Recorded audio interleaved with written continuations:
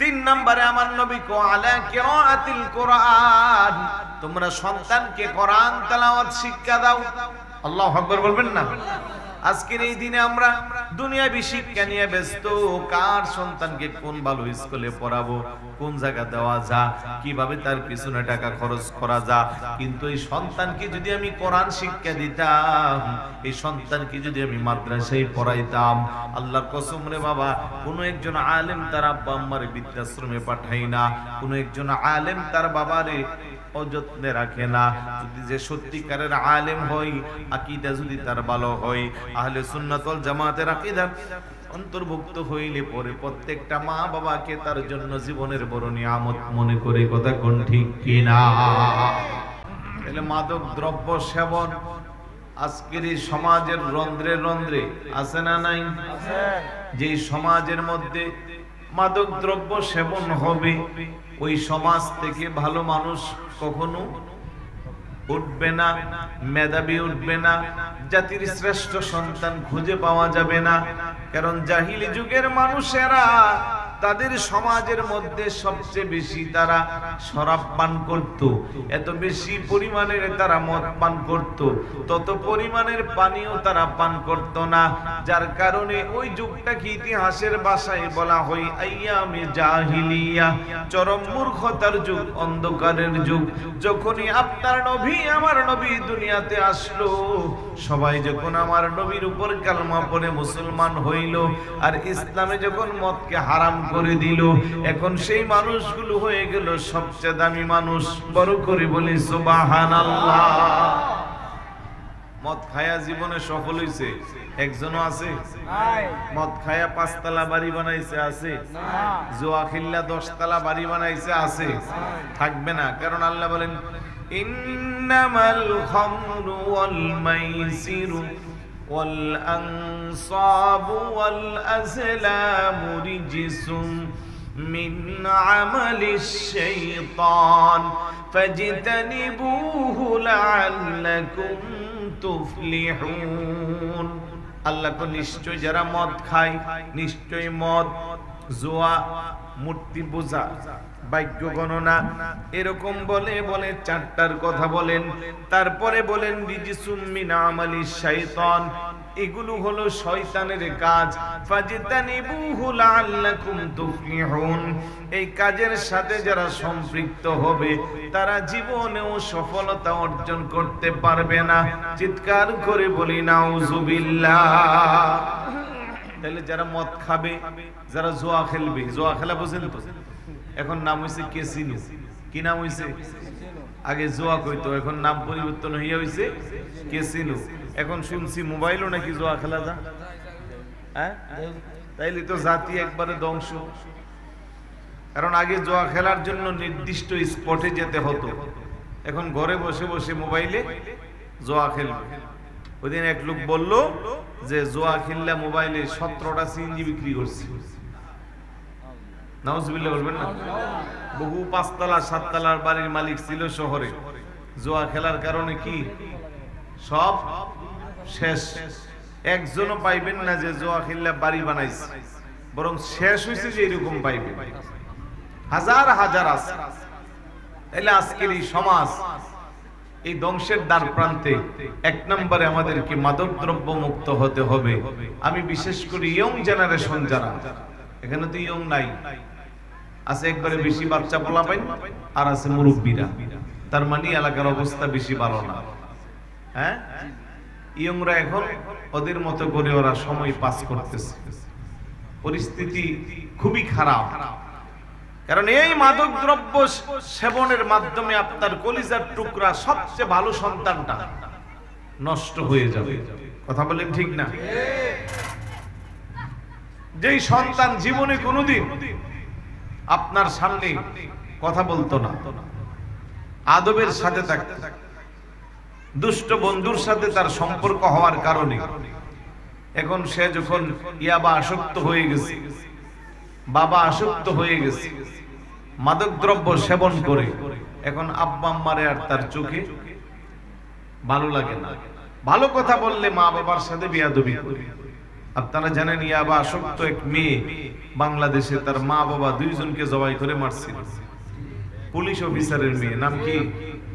ঐশী। নাম কি মনে আছে না? এরকম কত ঘটনা আমাদের সমাজে ঘটতেছে। গত কয়েকদিন আগে মোবাইলের নেশা, ইয়াবার নেশার চেয়ে এখন আরো বড় নেশা কি? মোবাইলের নেশা। মোবাইলের নেশা আসক্ত হয়ে এক বাচ্চা তার বাবাকে মেরে ফেলল। মুহাদ্দিস বাবা, মাদ্রাসার মুহাদ্দিস, বলার ঘটনা, ব্যাপারে পত্রিকা দেখছে। তার পূর্বে আরেক বাচ্চা বিদেশ থেকে বাবা আসছে, কি সুন্দর চেহারা, 5 ওয়াক্ত নামাজ পড়ে বেচারা দাঁড়িয়ে আছে, মোবাইলের জন্য শাসন করছে। এই কারণে এশারের নামাজের সময় সেজদায় গেছে, পরে পিছনের দিক দিয়ে ছুরি মাইরা বাবারে মেরে ফেলছে। জোরে বলুন না নাউজুবিল্লাহ। লক্ষ্মীপুরের এক ঘটনা দেখলাম, 100 টাকা লাগে মায়ের কাছে মোবাইলে ফ্রি ফায়ার আর পাবজি গেমস খেলার জন্য 100 টাকার এমবি লাগবে। মায়ের কাছে 100 টাকা চাইছে, মা দিছে না, এই জন্য দা দিয়ে খুব মাইরা মেরে ফেলছে। জোরে বলুন না নাউজুবিল্লাহ। এরকম বাস্তহারা যেও নাই বলার কোন সুযোগ নাই, বাস্তহারাতেও আছে বহু সন্তান 100 টাকা 50 টাকার জন্য বাবা মার সাথে ঝগড়া করে, গালমন্দ করে, এমন কি মার গায়ে আঘাত করে। আছে না নাই? তাইলে মনে করতে হবে এই যখন দেশের অবস্থা, তাহলে আগামী প্রজন্মের অবস্থা খুবই খারাপ হবে। আমরা তো মুরব্বীরা একটা কথা বলে, যাই দিন ভালো যায়, বলেন যাই দিন ভালো যায়। কিন্তু আধুনিকতার নামে আজকে আমার দেশের যুব সমাজ ধ্বংসের দ্বার প্রান্তে চলে যাচ্ছে। তাই প্রিয় অভিভাবক যারা আছেন, আপনাদের খেদমতে আরজ, আজকে গাউসিয়া কমিটির বাইরা লক্ষ লক্ষ টাকা খরচ করে আজিমুসান মাহফিল সাজাচ্ছে। মিলাদুন নবীর মাহফিল এই না যে এখানে গরু মহিষ জবাই করবে আর তবারুক নিয়ে বাসায় চলে যাব। মিলাদুন নবীর প্রকৃত শিক্ষা হলো জুলুম, অন্যায়, নিপীড়ন, নির্যাতন, মাদকদ্রব্য সেবন, অবৈধভাবে মানুষের কষ্ট দেওয়া, এই সব কিছু মিলাদুন নবী থেকে আপনি শিক্ষা নিতে পারবেন। হুজুরের মিলাদ হয়েছে, মিলাদ মানে জন্ম, মিলাদ মানে কি? জন্ম। হালিমাতুস সাদিয়া রাদিয়াল্লাহু তাআলা আনহার ঘরে গেছে, হুজুরের দুধমার নাম কি? হালিমাতুস সাদিয়া রাদিয়াল্লাহু তাআলা। ছোট বাচ্চা, আম্মা জানের স্তন পান করে। মা হালিমা বলে, একটা স্তনের বাইরে আরেকটা স্তনে আমি তাকে মুখ লাগাতে পারি না। রাসূলুল্লাহ যখন বড় হলো, সাহাবারা জিজ্ঞেস করলো, ইয়া রাসূলুল্লাহ, ইয়া হাবিবাল্লাহ, সেদিন আপনি যখন আপনার দুধমার ঘরে ছিলেন, আপনার আম্মা জানের একটা স্তন পান করতেন, আরেকটা স্তনের মধ্যে আপনি জীবনেও মুখ লাগাতেন না, কারণটা কি? আমার নবী ডাকতে বলে, রে সাহাবারা, আমার মায়ের ঘরে আমার আরেকটা দুধ ভাই ছিল, আমার আরেকটা দুধ ভাই ছিল। আমি আমার দুধ ভাইয়ের হকের মধ্যে কখনো আমি আঘাত করি নাই, তার হক আমি নষ্ট করি নাই। আমার আম্মার একটা স্তন ছিল আমার জন্য বরাদ্দ, আরেকটা স্তন ছিল আমার দুধ ভাইয়ের জন্য বরাদ্দ, এই জন্য আমি আমার ভাইয়ের হক নষ্ট করি নাই। সুবহানাল্লাহ। তাইলে আজকে আমরা যেই নবীর মিলাদুন নবী করতেছি, ওই নবী দুনিয়াতে এসে ইনসাফ কায়েম করলো। আল্লাহু আকবার। আর আমরা সেই নবীর উম্মত হয়ে আমরা আজকে বেইনসাফি কাজ করি, জুলুম করে, নির্যাতন করি, অন্যায় করি। আপন ভাই ভাইকে 1 ইঞ্চি জায়গার জন্য ছাড় দেই না। আছে না নাই? কোন কারণে ভাই ঘর উঠায় ফেললো, 3 তলা 4 তলা 5 তলা বিল্ডিং, এখন পরে আবার মাপলো, মাপার পরে দেখতেছে 2 আঙ্গুল জায়গা মাত্র। কয় আঙ্গুল? 2 আঙ্গুল জায়গা বাইয়ের এরিয়ার মধ্যে পড়ে গেল। এখন ভাই ভাইকে আলটিমেটাম দে, আগামী 3 দিনের মধ্যে আমার জায়গা খালি করে দাও। ওই জায়গাতে বিল্ডিং আছে 5 তলা। বলেন কয় তলা? 5 তলা। ভাই বলে, আমি তো মাপি ভুল করেছি, কিংবা তখন কোনো কারণে ভুল হয়েছে, এটা কি করে সম্ভব? এত কিছু আমার দেখা দরকার নাই, তুমি আগে জায়গা খালি করে দাও, না হয় তোমার বিরুদ্ধে মামলা হবে, কোর্ট কাছারি হবে, আদালতে হাজিরা দিবা। হাজার হাজার প্রমাণে চট্টগ্রাম শহরে খবর নিয়ে একটু জায়গার জন্য ভাই ভাইয়ের বিরুদ্ধে মামলা দিয়েছে, বছরের পর বছর মামলা চলতেছে। ও মুসলমান, তুমি ওই নবীর উম্মত যেই নবী দুনিয়াতে এসে ইনসাফ কায়েম করলো, আর তুমি তোমার ভাইয়ের সাথে মামলায় জড়াইয়া গেলা। এই ভাই যেই পেটে জন্ম হয়েছে তুমিও তো সেই পেটে হয়েছিলা। তোমার আম্মার এই ছোট্ট পেটের মধ্যে ভাইয়েরও জায়গা হইল, তোমারও জায়গা হইল। আর বাবার বিশাল বড় বাড়ির মধ্যে তোমার এখন জায়গা হয় না। 2 আঙ্গুল জায়গার জন্য তুমি বাইরে শত্রু বানাইলা। আজকে যদি তুমি মরে যাও, আগামীকাল তোমার 3.5 হাত কবরের মধ্যে শোয়াইলে তোমার জায়গা জায়গায় পড়ে থাকবে। বাস্ত হারার 100টা জায়গাও তোমার সঙ্গে যাইবে না। চট্টগ্রাম শহরের 1 জায়গাও তোমার সঙ্গে যাইবে না। ব্যাংকের কোটি টাকাও সাথে নেওয়া যাবে না। তাইলে এই দুনিয়াতে 2-3 দিনের জন্য এত শত্রু বাবাপন্ন হওয়া কি দরকার? কথা বলেন ঠিক কি না? আমি চিন্তা করি এই সম্পদগুলো যদি কবরে নেওয়া যাইতো, না জানে আমরা কি করতাম। আর যদি হায়াতের গ্যারান্টি পাইতাম যে আমি আরো 100 বছর বাঁচবো, 1 সেকেন্ডের গ্যারান্টি আছে নাকি? জোরে বলেন না, আছে? মাহফিলটা শেষ করে বাসায় যাব সেই গ্যারান্টি? তারপরে আমাদের এত অহংকার, এত দাম্ভিকতা, এত পাওয়ার, এত ক্ষমতা কাউকে চোখে লাগে না। বাবার বয়সের মুরব্বী, উনি আর টাকা পয়সা নাই, আমার টাকা পয়সা আছে, এই জন্য আমি নাম ধরে ডাকি। বাবার বয়সের মুরব্বী, ওনার লেখাপড়া নাই, আমার লেখাপড়া আছে, এই জন্য আমি ওনারে অসম্মান করি। বাবার বয়সের মুরব্বী, টাকা পয়সা নাই, ওনার পিছনে লাঠি শিয়াল নাই, এই জন্য আমি জায়গায় জায়গায় অপমান করি। এরকম চরিত্রের মুসলমান আমাদের সমাজে আছে না নাই? জোরে বলুন, আছে না নাই? এই জন্য অনুরোধ করব, আসুন একটু নিজেকে পরিবর্তন করি, আসুন একটু আমরা সংশোধন হয়। এত মাহফিল হচ্ছে, প্রতিদিন মাহফিল হয়, উলামায়ে কেরাম প্রত্যেক দিন এইভাবে কথাগুলো বলে, কিন্তু আমাদের পরিবর্তন তত বেশি। তার মানে এক কান দিয়ে শুনি আর এক কান দিয়ে বের করে দিই।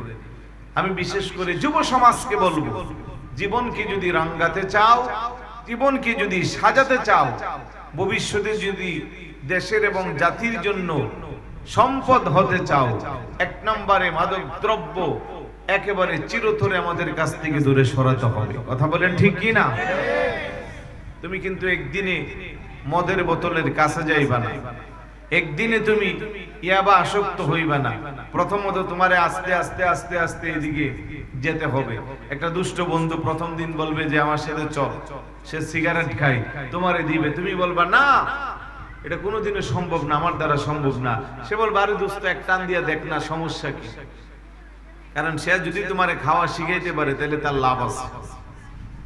মাঝে মধ্যে তোমার কাছ থেকে একটা নিয়ে এসে খাইতে পারবে। তো চলে বলে কৌশলে তোমারে সিগারেট খাওয়া শিখাবে, তারপরে আস্তে আস্তে মদ, গাঁজা, তারপরে আস্তে আস্তে বাবা, তারপরে একটা সময় তুমি হয়ে উঠবা এই এলাকার কিশোর গ্যাং। কথা বলেন ঠিক না? কি গ্যাং? কিশোর গ্যাং। বাস্তহারা আসেনি? নাই, অন্য জায়গার কথা বলতেছি। মাঝে মধ্যে রাতের 1-2টা বাজে মাহফিল করে যাওয়ার সময় এই 10-12 বছরের পোলাপাইন দেখা যায় দাঁড়াই আছে। আবার মাঝে মধ্যে এদেরকে পুলিশে ধরে, ওরা ছিনতাই করে, চুরি করে, ডাকাতি করে, ওরা রাস্তার পাশে দাঁড়াইয়া সিগারেট খায়, ইয়াবা সেবন করে, গাঁজা খায়। যেই বয়সের বাচ্চাগুলো তাদের আব্বা আম্মার বুকে থাকার কথা, সেই বয়সের বাচ্চাগুলো গ্যাং নাম দিয়া অমুক ভাই তমুক ভাইয়ের পক্ষে কাজ করে বইলা আজকে রাষ্ট্রকে একেবারে ধ্বংসের দ্বার প্রান্তে নিয়ে যাচ্ছে। কথা বলেন ঠিক না? এই বয়সের বাচ্চাদের মাথা মস্তিষ্ক তত কাজ করে না। ছোট মানুষ তো, যে যেভাবে বুঝায় সে সেইভাবে বুঝে। এই জন্য অভিভাবক যারা আছেন, সম্মানিত আব্বা আম্মা যারা আছেন, আপনাদেরকে বলবো, সন্তান জন্ম দেওয়া সহজ, সন্তানকে মানুষের মতো মানুষ করা কষ্ট, কঠিন। আর মানুষের মতো মানুষ না করতে পারলে আপনার এই সন্তান আপনার দুনিয়াতেও শান্তি দিবে না, পরকালেও আপনার শান্তি। অসৎ সন্তান জন্ম দিয়ে আপনি কবরে গেলে সে প্রতিদিন মানুষের উপরে জুলুম করবে, চুরি করবে, ডাকাতি করবে, ছিনতাইকারী করবে, মানুষকে কষ্ট দিবে। ওই মানুষগুলো তার বাপ মা সহকারে গালি দিবে। কথা বলেন ঠিক না? আরেকটা নেক সন্তান রেখে গেলে আব্বা আম্মা কবরে সওয়াব পাইবে। নেক সন্তান প্রথমে হাত উঠাইলে আপনার জন্য দোয়া করব, নেক সন্তানের প্রত্যেকটা কাজে মানুষ প্রশংসা করবে, বলবে যে খুব ভালো মানুষের সন্তান, তাতে করে আপনার কবরের মধ্যে সওয়াব পৌঁছে যাবে। এখন সিদ্ধান্ত নেবেন যে আপনার সন্তানকে আপনি আদর্শবান মানুষ বানানো দরকার আছে না নাই? আজকে দেখেন এই সমাজে মসজিদগুলো আছে, নামাজই নাই, বাচ্চারা নামাজ পড়ে না। বাচ্চা মিন্স আল্লাহর হাবিব বলেন তোমার সন্তানের যখন মুরু আওলাদাকুম বিসসালাত হুম আবনাউ সাবঈ সিনিন, তোমার সন্তানের 7 বছর হইলে তার নামাজের জন্য আদেশ দাও। 10 বছর হইলে অদরিবুহুম হুম আবনা আশার, 10 বছর হইলে তার নামাজের জন্য বেদ দিয়া পিটাও। অফাররিকু বাইনাহুম ফিল মাদাজি, আর তার বিছানাটাকে আলাদা করে দাও। সুবহানাল্লাহ বলবেন না? কিন্তু 7 বছরের বাচ্চারে আপনি নামাজের আদেশ দেন, এরকম বাবা বাস্তহারা আছেন? আছেন নাকি? মা আছেন? 10 বছরের বাচ্চা নামাজ পড়ে না, বেদ দিয়ে পিটান আছেন? নাই।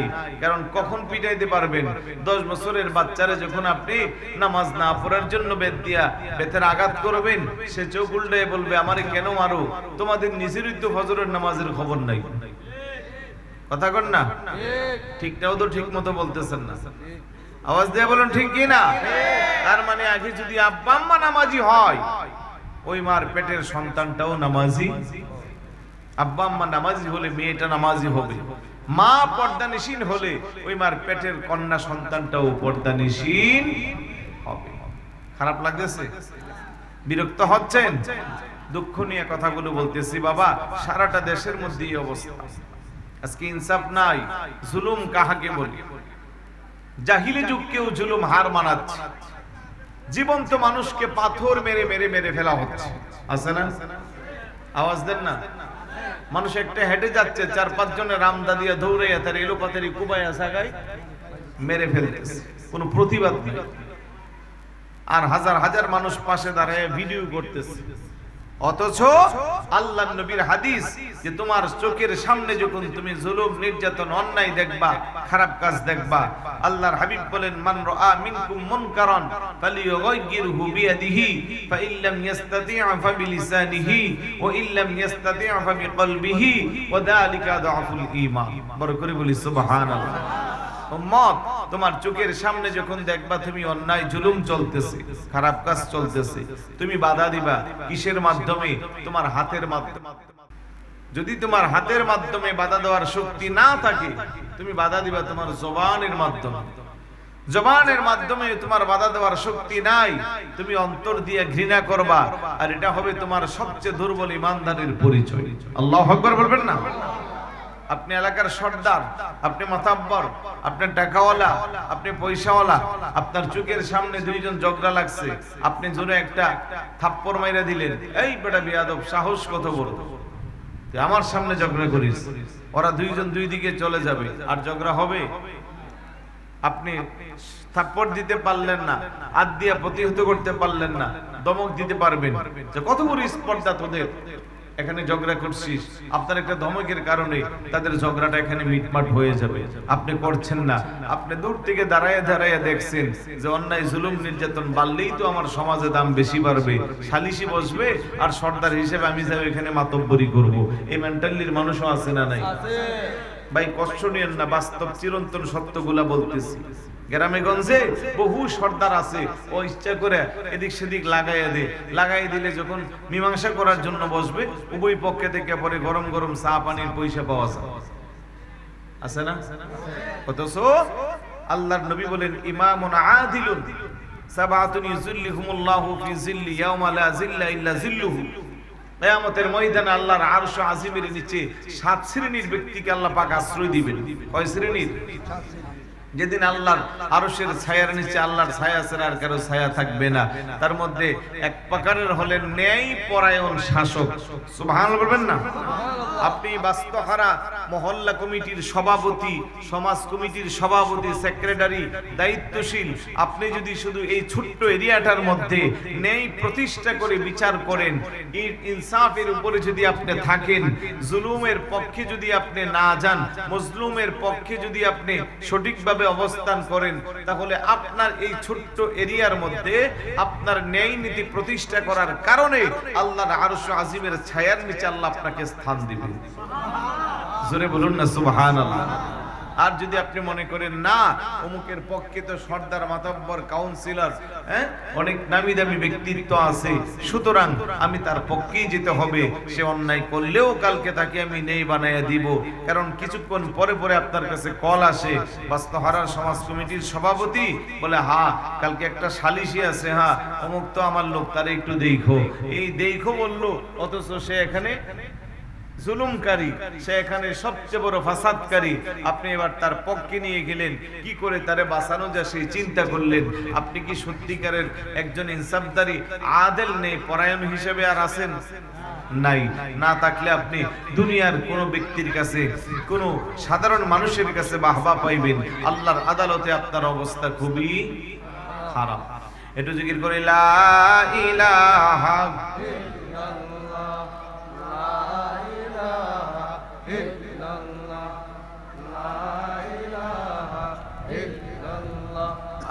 লা ইলাহা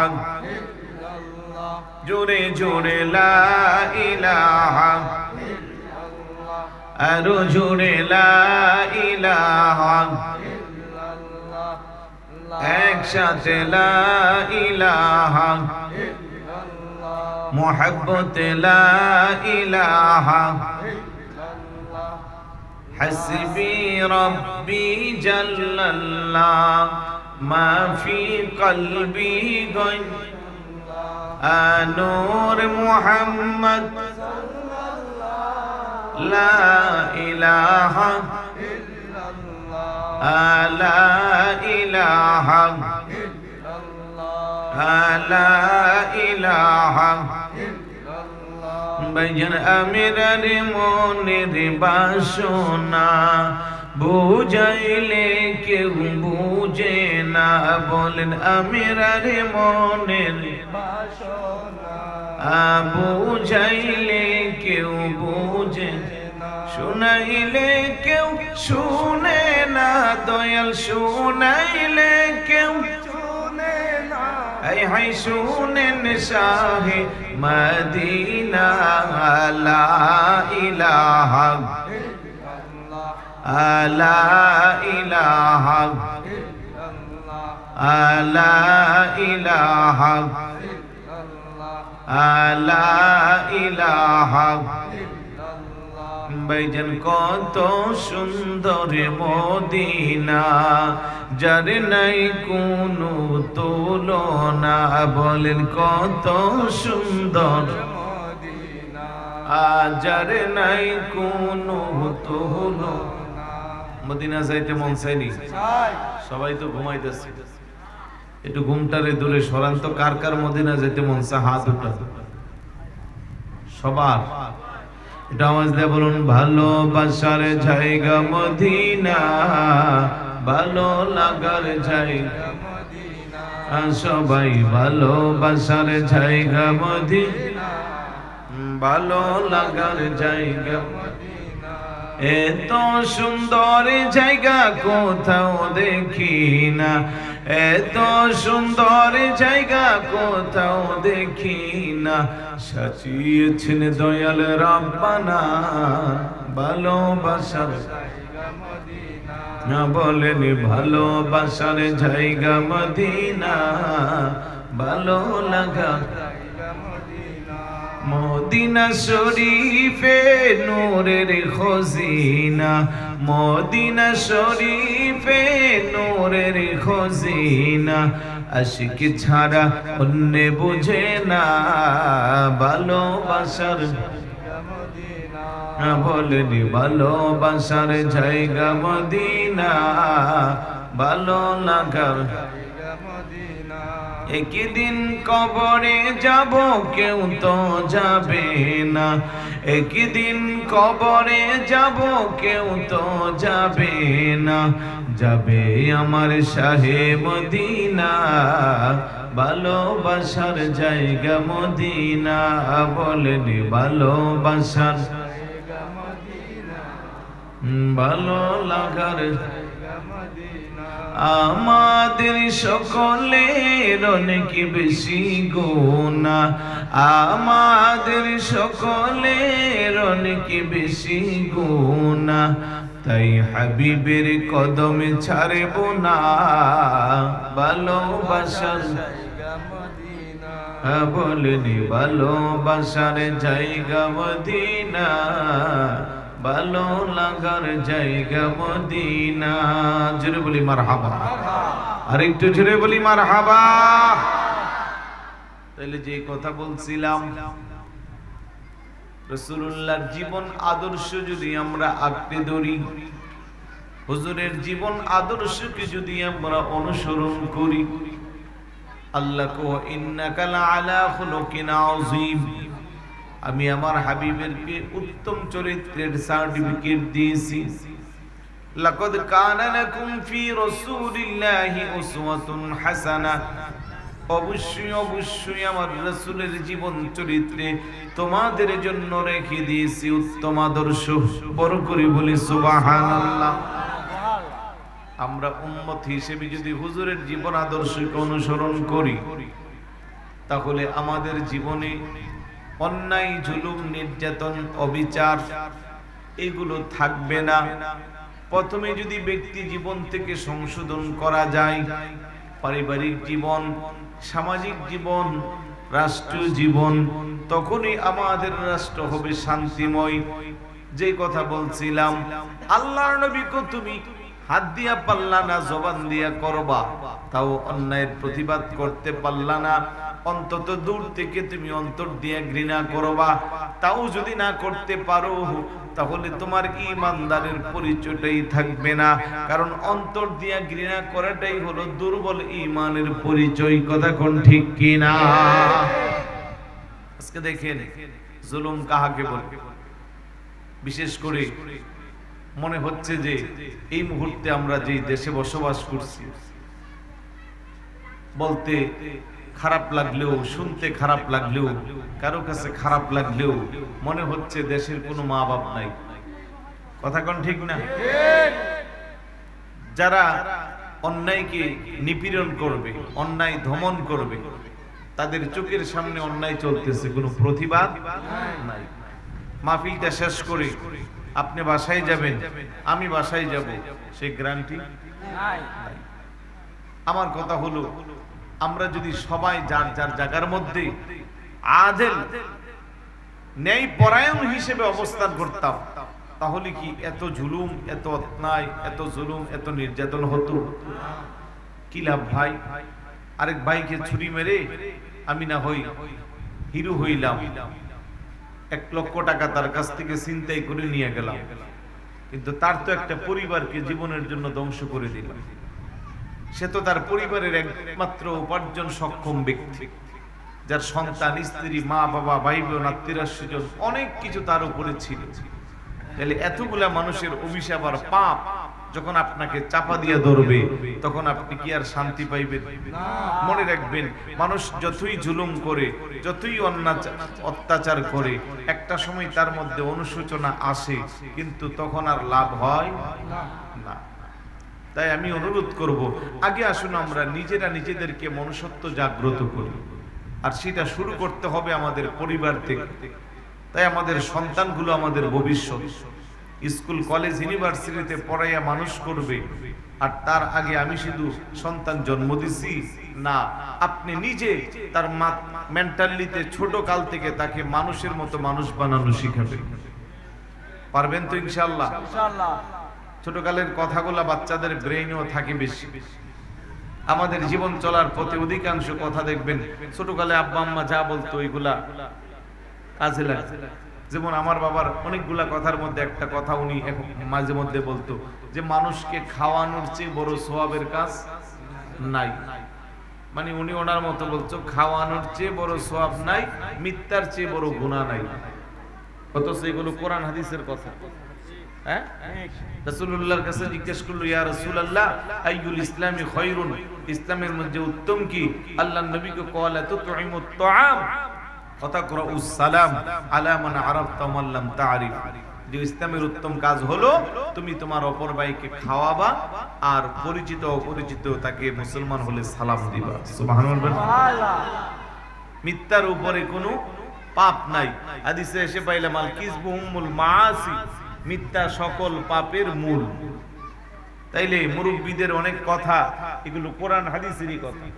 আমি যখন শুনতাম তখন তো এগুলো আর জানতাম না, বা কথার কথা আমার ভাই বোন অন্যরা যারা আছে তারাও শুনছে, কিন্তু তারা কি আইসা এইভাবে আমার মতো কোরআন হাদিসের মতো পাইছে? আমি মাদ্রাসায় পড়েছি, আলেম হয়েছি, বিদায় পাইছি। তাহলে দেখেন তো পারিবারিক কথার গুরুত্ব আছে না নাই? তাহলে আপনারাও আপনাদের সন্তানদেরকে ছোট কাল থেকে কি শিক্ষা দিবেন? আল্লাহর নবী বলেন আদিবু আওলাদাকুম আলা সালাসি খিসালিন হুব্বি নবীকুম ওয়া হুব্বি আহলি বাইতিহি ওয়া আলা কিরাআতিল কুরআন। উম্মত, তোমার সন্তানকে তিনটা বিষয়ে শিষ্টাচারের শিক্ষা দাও। এক নম্বরে হুব্বি নবীকুম, নবীর মুহাব্বত। দুই নম্বরে ওয়া হুব্বি আহলি বাইতিহি, নবীর আহলে বাইতের মুহাব্বত। তিন নম্বরে ওয়া আলা কিরাআতিল কুরআন, কোরআন তেলাওয়াত। এই তিনটা শিষ্টাচার, এই তিনটা বিষয়ে শিক্ষা দিলে তোমার সন্তান হবে আদবওয়ালা, তোমার সন্তান হবে নেক সন্তান, তোমার সন্তান হবে ভালো মানুষ। সুবহানাল্লাহ। হুব্বি নবীকুম, এক নম্বরে নবীর মুহাব্বত। ছোট কাল থেকে যদি সন্তানকে আমার নবীর গল্পগুলা শোনান, আমার নবীর ব্যাপারে যদি তারে ভালো ধারণা দেন, আর যদি বোঝেন যে বাবা এই দুনিয়াতে আমরা যতদিন বাঁচবো আমাদের সব কিছুর চেয়ে আমরা আমাদের আল্লাহর হাবিব আমাদের নবীকে সবচেয়ে বেশি ভালোবাসবো। সুবহানাল্লাহ। তাহলে তার অন্তরে নবীর মহব্বত জাগ্রত হবে। যার অন্তরে নবীর মহব্বত জাগ্রত হবে সে কখনো সন্ত্রাসী করতে পারে না। নবীর সত্যিকারের আদর্শ আশিক উম্মত হইলে সে কখনো ইয়াবা আসক্ত হতে পারে না। নবীর খাঁটি উম্মত হলে সে কখনো আব্বা আম্মারে বৃদ্ধাশ্রমে দিতে পারে না। কথা কোন ঠিক কিনা?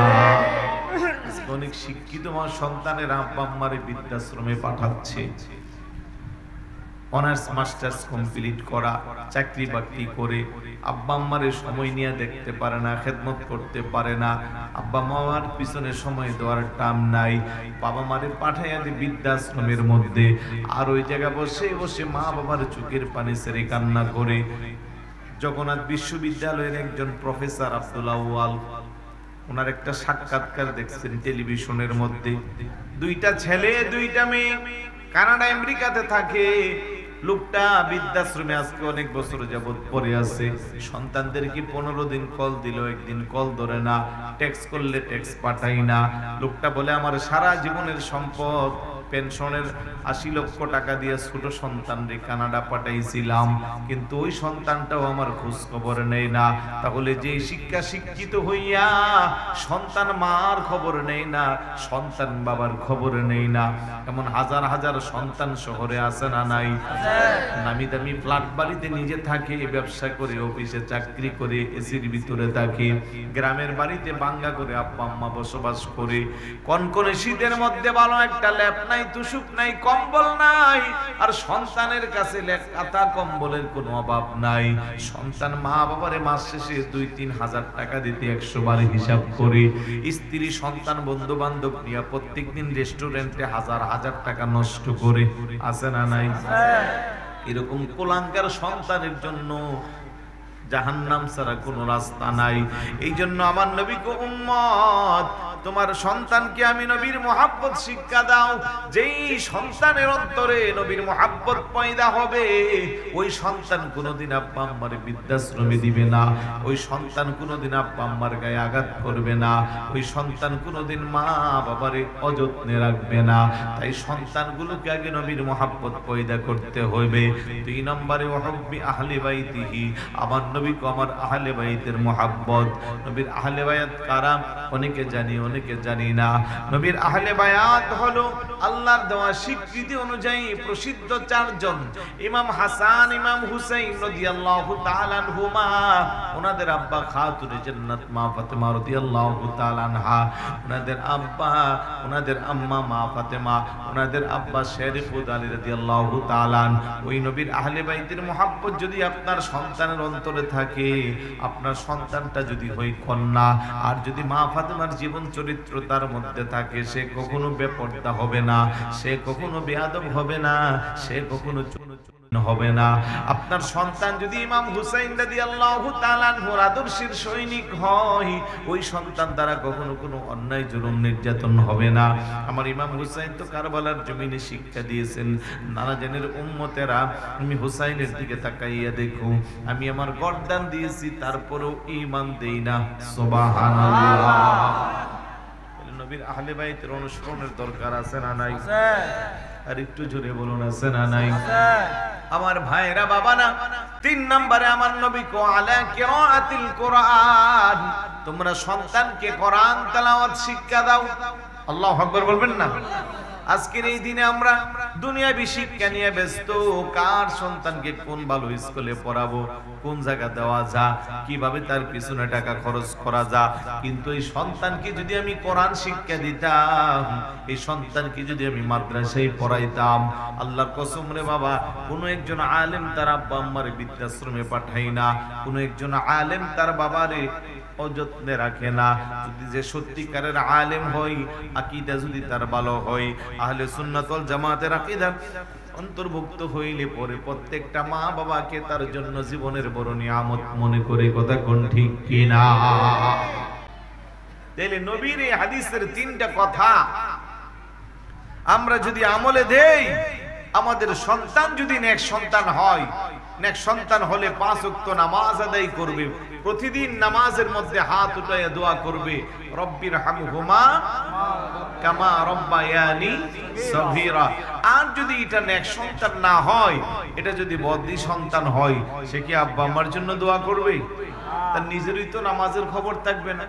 রাতের বেলা জোয়ার আসরে বসবে, মদের আসরে বসবে, বন্ধুদেরকে নিয়ে ইয়াবা সেবন করবে। তাইলে সিদ্ধান্তটা আপনাকে আমাকে নিতে হবে। কার ছেলে কি হলো, কোন সমাজ কিভাবে গেল, সেদিকে যাওয়ার আগে আমি নিজে আগে সংশোধন হব, আমি নিজে আগে নিজেকে পরিপাটি করব, আমার সংসারটাই একমাত্র সংসার মনে করব, যে আমি একমাত্র আদর্শবান সংসার হিসেবে আমার সংসারটারে উঠাবো। কারোর সাথে তুলনা করার কোনো দরকার নাই। প্রথমে আমরা সবাই যদি নিজেরা ভালো হয়ে যাই, তাহলে পরিবার ভালো হবে, পরিবার যদি ভালো হয় সমাজটা ভালো হবে, সমাজটা ভালো হলে রাষ্ট্র ভালো হবে, রাষ্ট্র ভালো হলে বহির্বিশ্বে রাষ্ট্রের প্রশংসা পাওয়া যাবে। আর কেন ভালো হবে না? আমাদের দেশে তো 92% মুসলমান। কথা কোন ঠিক না? কিন্তু মুসলমানদের যে আদর্শ, মুসলমানদের যে কৃষ্টি কালচার থাকা দরকার, আস্তে আস্তে এগুলো লোপ পাচ্ছে, এগুলো চলে যাচ্ছে সব বেঈমানদের কাছে। আপনি লন্ডন আমেরিকাতে যান, আপনি একটা মোবাইল যদি রাস্তায় 2 বছরও পইরা থাকে, কেউ এটারে ধরবে না। আর বাংলাদেশে রাস্তায় ফেলাইবেন কখন? আপনার পকেট থেকে নিয়ে যাচ্ছে, ঠিক না? আপনি বিদেশে যান, জুতা কখনো নিয়ে আপনার বক্সে রাখতেই পারেন। মসজিদের সামনে জুতা ফালাইয়া যান, 5 ওয়াক্ত নামাজ পড়া সকালে রেখে সন্ধ্যা বাইরন, জুতার জায়গা জুতা পইরা থাকবে, কেউ ধরবে না। আর 92% মুসলমান বাংলাদেশ, মসজিদে জুতাগুলা পর্যন্ত নিরাপদে রাখা যায় না, ঠিক না? আমি নিজে ভুক্তভোগী। আমার তো কয়েক বছর আগে একবার হেডটিক হয়েছিল জুতা ছুঁড়ে। হেডটিক বুঝেননি? 3বার, মানে 1 বছরে না, পরপর 3 দিন। লাল দিঘির পারে সুন্নি সমাবেশ ছিল, লাল দিঘির মসজিদে নামাজ পড়লাম, তাও বুদ্ধিগিরে একটা জুতা রাখছি ওই বক্সে, আরেকটা রাখছি ওই দিকে, নামাজে পড়ে নাই আর পাচ্ছি না। রাঙ্গুনিয়ার এক ভাই তার জুতা দিয়া পরে ওই লালদিঘির পারে দোকানের জুতার দোকান আছে, ওইখানে গিয়া কিনলাম আরেক জোড়া। পরের দিন মাহফিল ছিল নরসিংদী মাহফিলে গেলাম, মাগরিবের সময় আমারে ধাক্কাচ্ছে, হুজুর আপনি নামাজটা পড়াইয়া দেন। আমি বললাম যে না আপনারা পড়ান, কোনা আপনি পড়াইয়া দেন। এখন হালকা বৃষ্টি উপরে, জুতা এক পাশে রাখে নামাজ পড়লাম, নতুন জুতা, কারণ আগের দিন নিয়েছি লালদিঘির পার থেকে নাই। এখন ওই এলাকার মানুষ গিয়া পরে বাজার থেকে আবার আরেক জোড় জুতা আনছে। আমি ভাবলাম যে যাক 2 জোড় গেছে, ওই জোড় আবার আমি কিনছি না, ওরাই কিনে দিচ্ছে। যাই হোক, কম দামি হোক বেশ দামি হোক, আইসে গেলাম চট্টগ্রাম। পরের দিন জমিয়তুল ফালাতে আরেকটা প্রোগ্রাম ছিল, ওইখানে বাইরে শেষ। তো আমি বললাম যে আমি হুজুর, আমি নিজেই সাক্ষী, আমার জুতা চুরি হেট্টিক হয়ে গেল, আর পাবলিকের জুতার তো খোঁজ খবর নাই। কথা কোন ঠিক না? তাহলে মসজিদে পর্যন্ত আমাদের জুতাগুলো নিরাপদ নাই। আর আমাদের মতো হুজুরদের পাঞ্জাবির পকেটে মোবাইল মানিব্যাগ রাখা আর চুরের পকেটে রাখা এক সমান। যাই তারা পাঞ্জাবি যারা পরেন সাইড পকেটে কখনো মোবাইল রাখেন না, পাঞ্জাবি হোক জুব্বা হোক, এই সব মানে এই দুই পাশের পকেটে রাখা আর চুরের পকেটে রাখা। বিশ্বাস না হয় কালকে একটা বাঙ্গা মোবাইল লইেন, বালা মোবাইল কিছু চলে না, এটা নিয়ে একটু কষ্ট কিনে ব্রিজের গোড়ার থেকে বদ্দারহাট যায়েন, রাইডার দিয়া বা নিউ মার্কেট যায়েন, নামার পরে দেখবেন মাশাআল্লাহ পকেট খালি। বালা মোবাইল এখানে রাখলে কিন্তু নিয়ে যাবে। আরেকজনকে হুজুর আমি বুদ্ধি করিয়া টাকার মাফে মাফে কাগজ কাইটিয়া তারপরে সুন্দর করে উপরে রাবার দিয়া মানে বুঝাচ্ছি যে এগুলা টাকা, এগুলা রাইখা তারপরে লোকাল গাড়িতে চড়তেছি, একটু পরেই দেখি ভিতরে হাত ঢুকেছে। পরে হাত ধরে বললাম যে ভাই লাভ না, এগুলা টাকা না, এগুলা কাগজ। এই হলো আমাদের দেশের অবস্থা। কথা বলেন ঠিক না? তাহলে আমাদের যে গুণগুলো থাকা দরকার ছিল, যে আমাদের সামনে স্বর্ণের টুকরা পরে থাকবে, আমরা তার প্রতি লোভ করব, এটা মুসলমানের আদর্শ। আমি যেটা বোঝানোর জন্য কথাগুলো বলতেছি। তো আমাদের এই গুণগুলো চলে গেল বেঈমানদের কাছে, অথচ তাদের ঈমানই নাই। তাদের কি নাই? ঈমান নাই। পশ্চিমাদের কি ঈমান আছে? তাই আল্লামা ইকবাল বলল যে মুসলমানিত্ব চলে গেল বেঈমানদের হাতে, আর বেঈমানদের আদর্শ চলে আসছে মুসলমানদের কাছে। আফসোস আমাদের জন্য। আমরা পরকালকে বিশ্বাস করি, আমাদের কবর, হাসর, মিজান, ফুলসিরাত, জান্নাত, জাহান্নাম এইগুলোর বিশ্বাস আছে না নাই? আছে। কিন্তু ওদের কি জান্নাত জাহান্নামের ভয় আছে? নাই। ওরা তো ঈমানই নাই, ওরা বেঈমান। তাহলে এরা যদি এত ভালো মানুষ হয়, আপনি দেখেন মানবিকতা কারে বলে। লন্ডনে একটা স্টেডিয়ামের পাশে একটা পাখি ডিম পারছে, এই জন্য ওই পাখিটা আগামী 1 মাস লাগবে বাচ্চা ফোটাতে, এই জন্য স্টেডিয়ামের মধ্যে খেলা বন্ধ করে দিচ্ছে। একটা পাখিরও ওরা কি করতেছে না, মারতেছে না।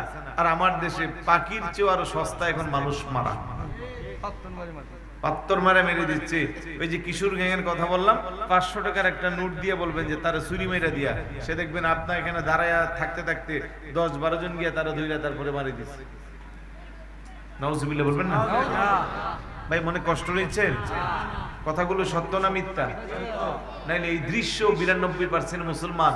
আবার যখন নিজেরা নিজেদেরকে দাবি করছি আধুনিক বিশ্বে আমরা সভ্যতার স্বাক্ষর রাখছি, আমরা যদি সভ্য হই তাহলে অসভ্য কারা? আমি তো দেখতেছি পৃথিবীর সবচেয়ে নিকৃষ্ট জাতিতে আমরা রূপান্তরিত হচ্ছি। আমাদের নীতি, নৈতিকতা, মোরালিকতা আমাদের সব ধ্বংস হয়ে যাচ্ছে। আমরা মানুষ হয়ে পশুর চেয়ে নিকৃষ্ট হয়ে যাচ্ছি। পাথর মেরে মানুষ মারার দৃশ্য জাহিলি যুগে ছিল, এখন এসে আমাকে আবার দেখতে হচ্ছে। আর মানুষ মারা কি ভাই? কবরের লাশ উঠাইয়া যেখানে আগুনে পুড়াইয়া ফেলতেছে। হ্যাঁ, নাম দিচ্ছে আবার তাওহীদি জনতা। কি জনতা? তাওহীদি জনতা। ইসলামের কোন আইনে মৃত লাশকে আগুনে পোড়াবেন এই শিক্ষা আপনাকে ইসলাম দেয় না। এটা মুসলমানদের সংস্কৃতি হতে পারে না। বদরের যুদ্ধে আবু জাহেলের মতো বিখ্যাত কাফির, আবু জাহেল, উতবা, সাইবা, এগুলারে যখন মারলো, সাহাবারা রাসূলুল্লাহর কাছে আসছে, হুজুর এদের লাশগুলা কি করব?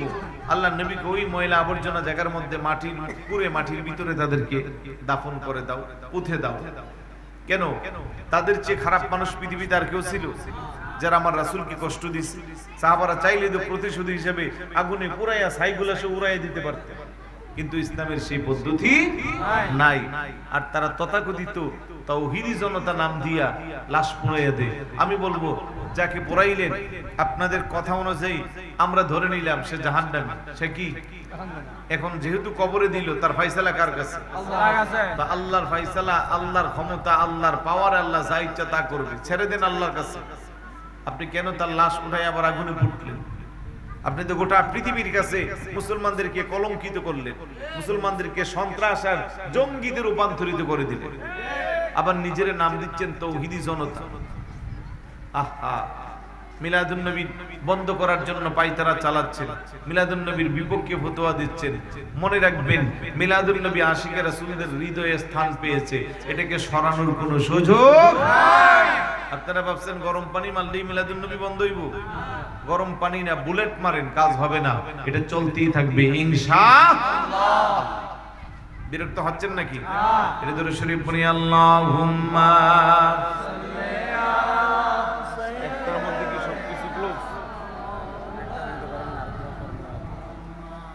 وعلى آل سيدنا জবান খুলে বলি ইয়া রাসূলুল্লাহ ইয়া হাবিবাল্লাহ ইয়া রাসূলুল্লাহ ইয়া হাবিবাল্লাহ। পিছনে সবাই জবান খুলে ইয়া রাসূলুল্লাহ ইয়া হাবিবাল্লাহ ইয়া রাসূলুল্লাহ।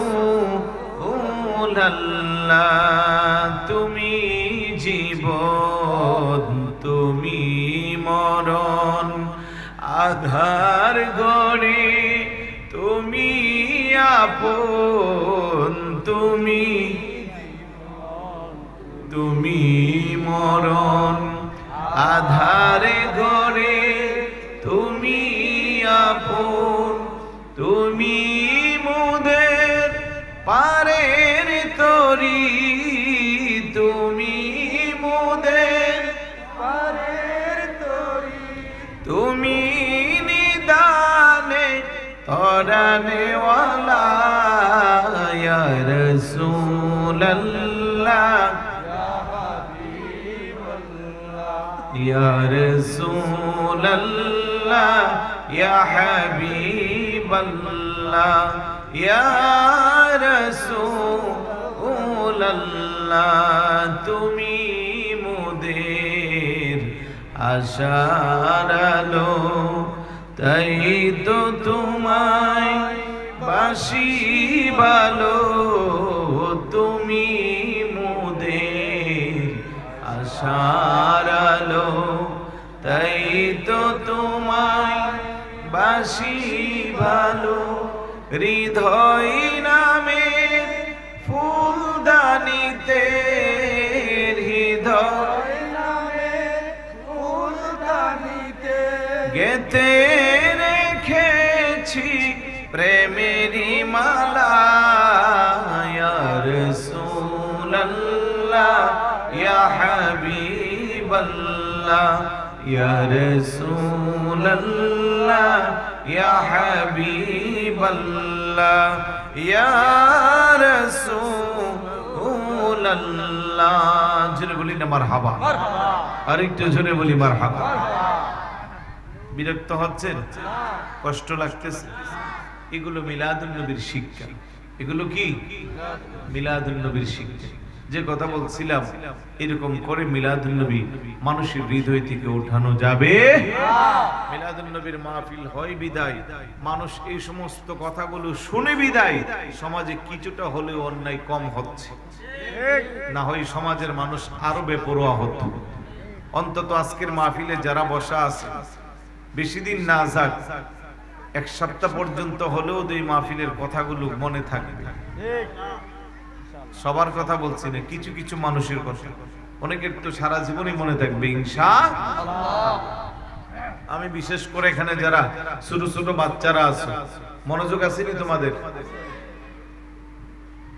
আওয়াজ নাই, মনোযোগ আছে? আজকের মাহফিল দিকে সিদ্ধান্ত নাও, আব্বা আম্মার কথা শুনবা নাকি শুনবা না? এই যুবকরা আওয়াজ দাও, শুনবা কি শুনবা না? মা বাবার চেয়ে পৃথিবীতে আপন কেউ আছে? তোমার আমার ভালো মন্দ আব্বা আম্মার চেয়ে বেশি কিছু বুঝবে? তাহলে মা বাবার কথা কেন তোমরা শোনো না? প্রত্যেকটা মা বাবা তোমাদের অত্যাচারে জর্জরিত, বিশেষ করে মোবাইল। বাসাতে গেলেই মার মোবাইল বাবার মোবাইল নিয়ে টানাটানি আছে না নাই? বিভিন্ন গেমস খেলে, তারপরে কার্টুন দেখে, তারপরে বিভিন্ন ভাবে সময় নষ্ট করে। মা বাবা যতই চিল্লা, মা বাবার কথা শুনে না। এখানে মসজিদটা পিছনে মনে না? আপনাদের মসজিদে কি মসজিদে মক্তব পড়ানোর ব্যবস্থা আছে? ফুরকানিয়া পড়া, সামনে পড়া, কে পড়া? হুজুর আছে নাকি এখানে? ফুরকানিয়া হুজুর আপনি পড়ান? ছাত্র কয়জন? ছাত্রছাত্রী এই সোসাইটিতে মানে সবাই যায় নাকি? গ্যাপে গ্যাপে আছে, গ্যাপে গ্যাপে। আশেপাশে আরো আছে না এরকম ফুরকানিয়া? আছে। আমি বলবো যে ফুরকানিয়া আপনারা মিস করবেন না। আপনাদের সন্তানগুলোকে সকালেই তো পড়ান নাকি? সকালে পড়া। দেখেন আমরা যারা এই সারিতে বসা আছি বা মুরব্বীরা যারা আছে, যদি জিজ্ঞেস করি বাবা নামাজের নিয়ম কানুন কোত্থেকে শিখছেন, সূরা কিরাত কোত্থেকে শিখছেন, সবাই জবাব দেবে ফুরকানিয়া মাদ্রাসা থেকে শিখছি। ঠিক না? মসজিদে, মসজিদের বারান্দা বা মসজিদের পাশে একটা টিনের ঘর, মাদ্রাসা, এরকম জায়গার মধ্যে আমাদেরকে গ্রামে গঞ্জা হুজুররা পড়াইছে, গ্রুপ করে করে সালাম, দোয়া, দুরুদ, আদব কায়দা এগুলো। ঠিক না? কিন্তু এখন আস্তে আস্তে এই সকালবেলার পড়াটারে উঠাইয়া দিচ্ছে। কেরা উঠাইছে বলেন তো? এগুলা সূক্ষ্ম ষড়যন্ত্র। ইহুদি খ্রিস্টানরা দেখছে মুসলমান সেই জাতি সকালবেলা ঘুম থেকে উঠলে তার ব্রেনটা খুব ভালো থাকে, আর ওই মুহূর্তে নিয়ে তার বাচ্চাটারে মক্তবে দে।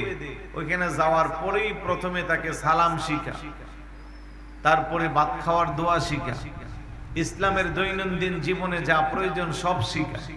একটা সময় আলিফ বা তাসা, আমপারা পড়ে, নাজেরা পড়ে, কোরআন মুখস্থ করে।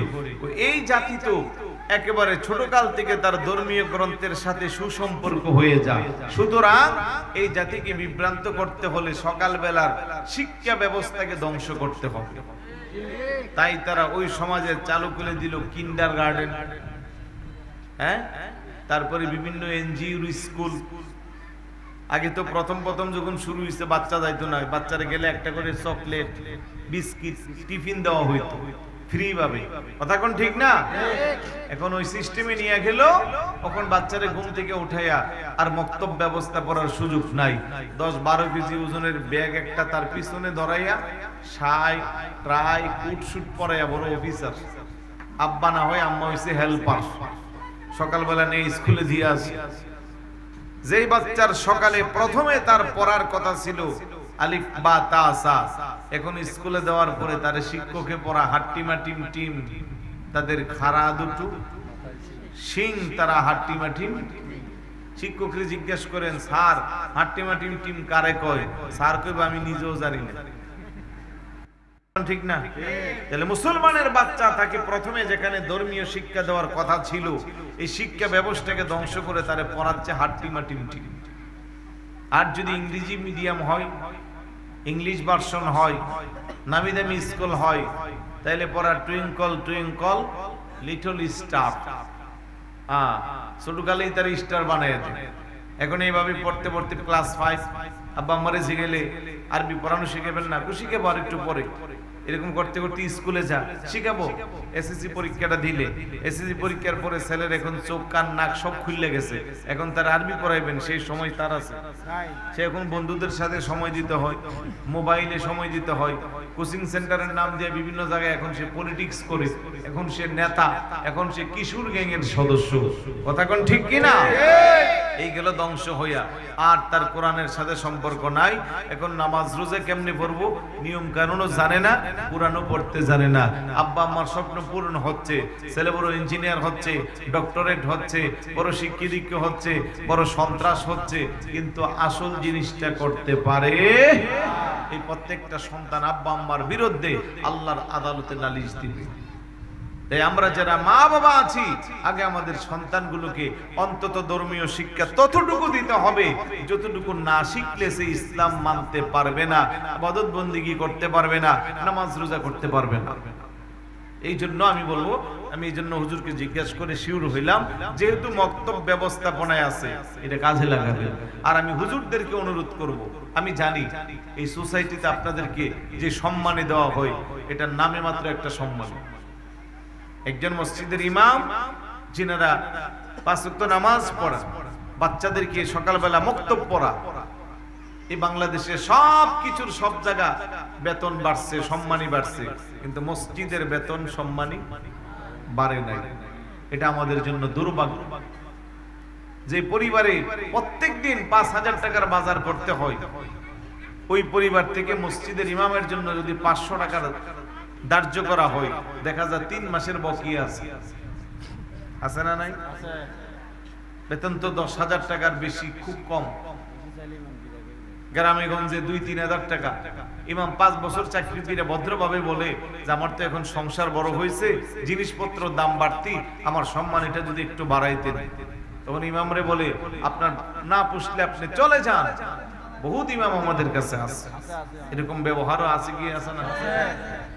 বাংলাদেশের একমাত্র চাকরি যেটা রাতের এশারের সময় আছে, ফজরের সময় আছে কিনা ইমাম সাহেব নিজেও জানেন না, তো হালকা ভাবে নিচ্ছি।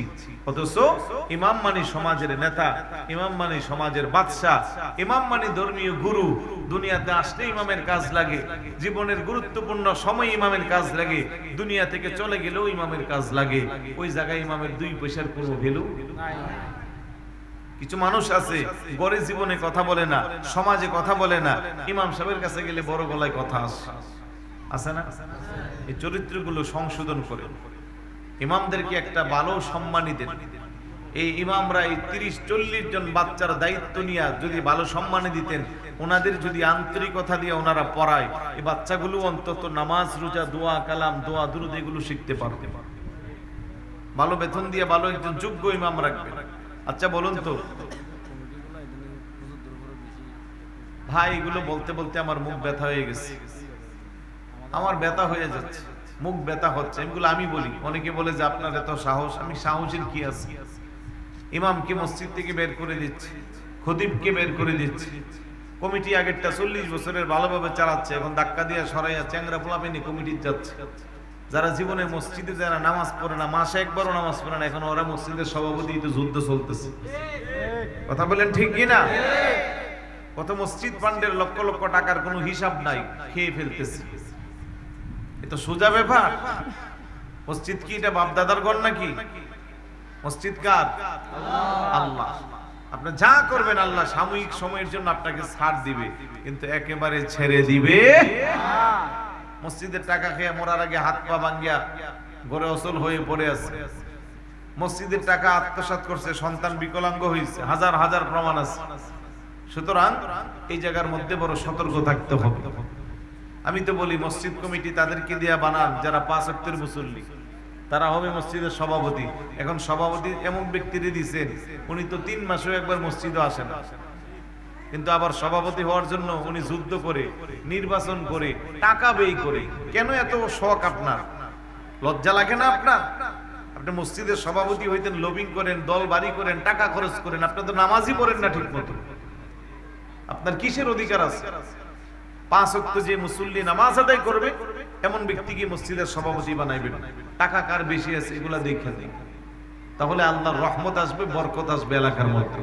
কথা বলেন ঠিক কি না? এগুলো বললে অনেকের গায়ে লাগে। তারপর ইমামরা সুদখোরের বিরুদ্ধে ওয়াজ করতে পারে না, ঘুষখোরের বিরুদ্ধে ওয়াজ করতে পারে না,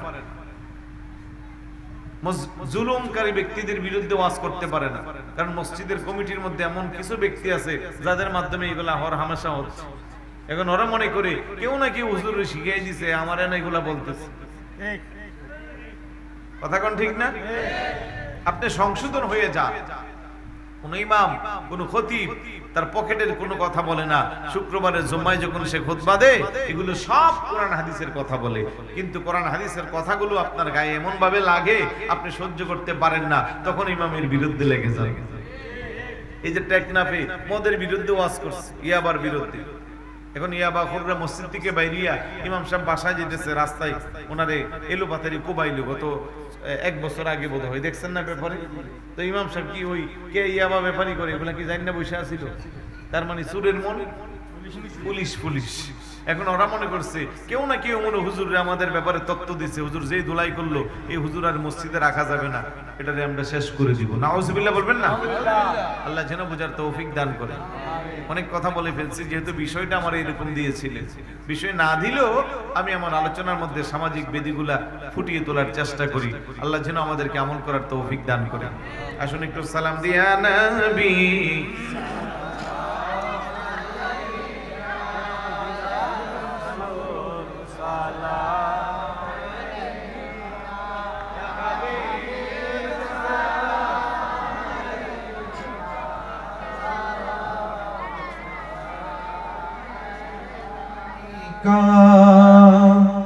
हबीबी सैयदी या रसूल अल्लाह, आका या हबीब अल्लाह, मेरा दिल तड़पो रहा है, मेरा जल रहा है सीना, के दवा वही मिलेगी, मुझे ले चलो मदीना या नबी सलाम अलैका, या रसूल सलाम अलैका, या हबीब सलाम अलैका, सलावतुल्लाह अलैका, हबीबी सैयदी या रसूल अल्लाह, आका या हबीब अल्लाह, माँ बाबा যাদের কবরে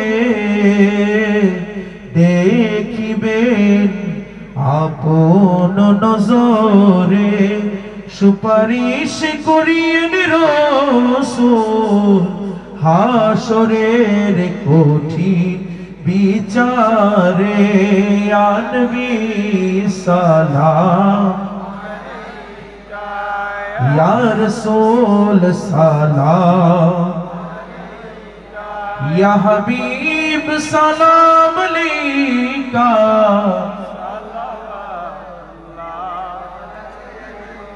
গৌসে আজম ইমাম मतो का वन्नो का गौसे आज़म इमाम, वन्नो का जलवा है शाने कुदरत, फैला को सलाम मुस्तफा,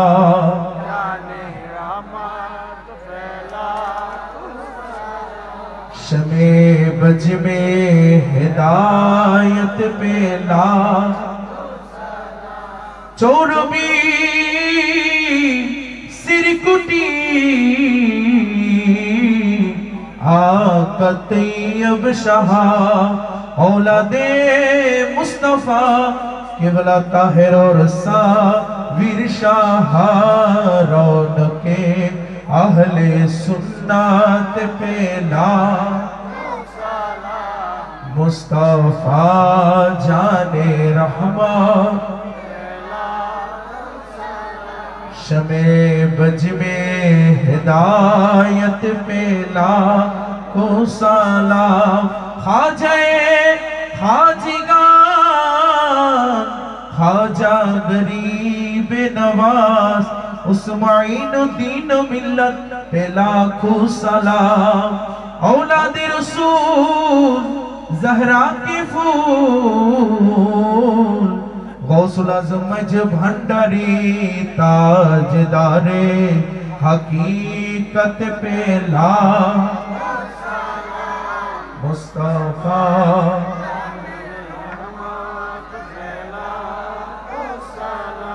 शमे बज में हिदायत पे ला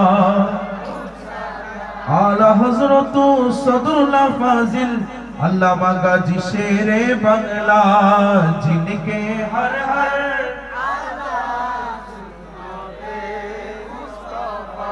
ऐसे पीरे तरीकत पे लाखो सलाम मुस्तफा